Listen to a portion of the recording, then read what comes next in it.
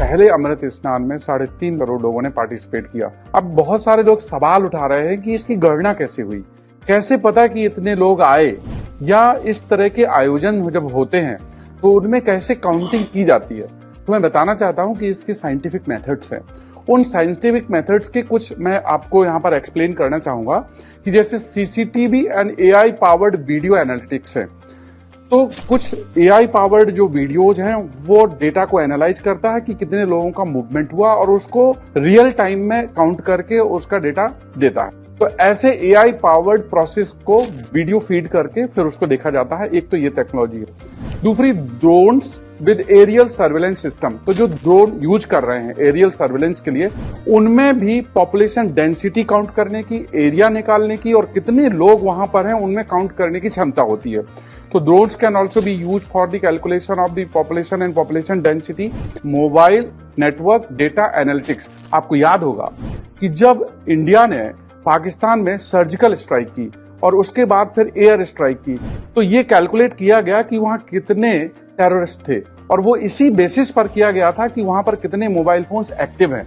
तो इसी तरह से मेला क्षेत्र में एक जियो फेंसिंग कर दी गई और उस पूरे जियो फेंसिंग के अंदर कितने मोबाइल फोन्स एक्टिव हैं उनको काउंट किया जा सकता है। खास बात यह है कि आज की स्थिति में भारत में लगभग आप ये मान के चलिए कि हर व्यक्ति मोबाइल फोन यूज करता है।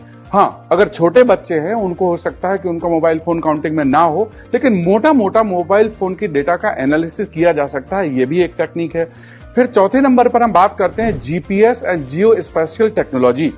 तो जो ग्लोबल पोजिशनिंग सिस्टम है, ऐसे कुछ एप्स हैं, ऐसे कुछ डिवाइसेस हैं जिनको यूज किया जा सकता है कि कितने लोगों का मूवमेंट हो रहा है और उस मूवमेंट को जियो फेंसिंग की तरीके से काउंट करा जा सकता है। तो वो हो गया।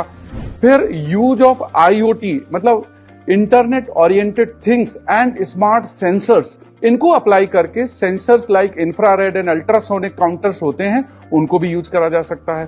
फिर सैटेलाइट इमेजिंग कर सकते हैं कि पूरे एरिया का सैटेलाइट इमेज लिया गया, उसकी डेंसिटी निकाली गई, उसमें कितने लोग हैं, एक पर्सन को वहां पर होने के लिए कितना स्पेस लगता है, और उसको भी यूज करा जा सकता है।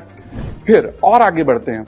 अगर आपको ये देखना है कि कितने आधिकारिक लोग हैं, कितने वहां पर एम्प्लॉयड हैं, कितने वॉलंटियर्स हैं, तो ऐसे लोगों को आई कार्ड दिए गए हैं, उसमें आरएफआईडी मैकेनिज्म है और उस रेडियो फ्रीक्वेंसी आइडेंटिफिकेशन के थ्रू उनकी अलग से काउंटिंग की जा सकती है।